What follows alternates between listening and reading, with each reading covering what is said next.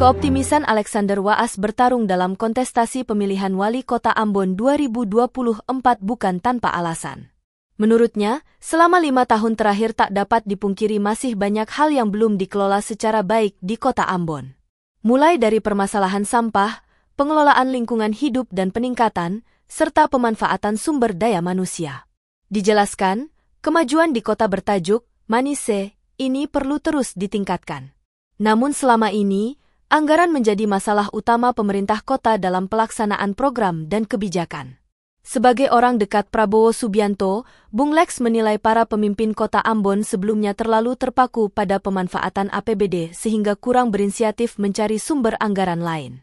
Lanjutnya, sebagai profesional dan lawyer bisnis di Jakarta, Bung Lex memiliki akses yang sangat terbuka lebar terhadap investor dan sumber-sumber lain yang tidak mengikat untuk dibawa ke kota Ambon.